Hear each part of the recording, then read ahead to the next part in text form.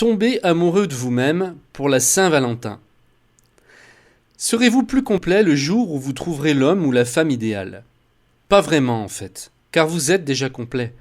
Vous n'avez pas besoin d'une autre personne pour faire votre bonheur. Par contre, vous pouvez avoir envie de le partager avec elle.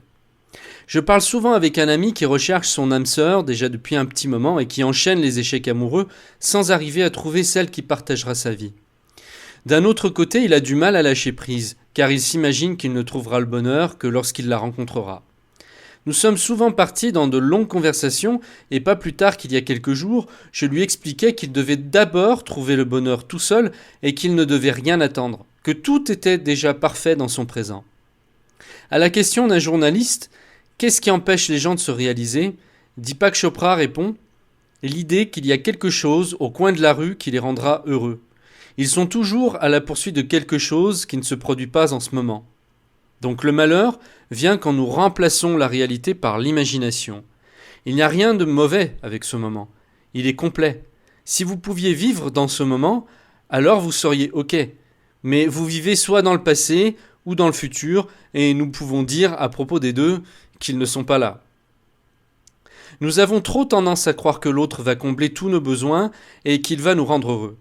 Seulement si vous entrez dans une nouvelle relation de cette manière, vous risquez à coup sûr d'être grandement déçu. C'est un peu comme si en le rencontrant, vous lui disiez ouvertement « Je compte sur toi pour que tu me rendes heureux ou heureuse ». C'est une bien lourde responsabilité que vous mettez sur les épaules de votre bien-aimé. Il y a même de quoi la faire fuir ou le faire fuir sur le champ. Est-ce de l'amour ou juste de l'intérêt ? Vous devez d'abord tomber amoureux de vous-même avant de tomber amoureux de quelqu'un d'autre. Si vous partez dans une relation en étant boiteux, votre relation le sera également. Bien sûr, je ne dis pas qu'il faut être parfait, mais simplement être très bien avec soi-même pour être très bien avec l'autre. Sans cela, vous irez de déception en déception, vous rechercherez le bonheur à travers l'autre plutôt que de le chercher en vous, puis seulement ensuite de le partager. C'est pour ça que je dis à mon ami, comme à vous, lâchez prise.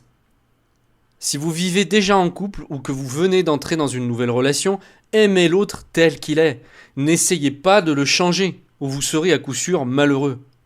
Si la personne avec laquelle vous êtes ne vous plaît pas présentement, il n'est pas utile de continuer la relation, car vous ne la changerez pas et elle ne deviendra pas quelqu'un d'autre pour vous faire plaisir, ni aujourd'hui, ni demain. Peut-on exiger de quelqu'un d'être ce qu'il n'est pas ? On peut l'exiger par peur et pour son propre intérêt, mais pas par amour. C'est pourquoi je vous dis, tombez amoureux de vous-même à la Saint-Valentin, trouvez votre complétude, ensuite transmettez votre amour à votre partenaire et vous verrez la différence, elle est énorme.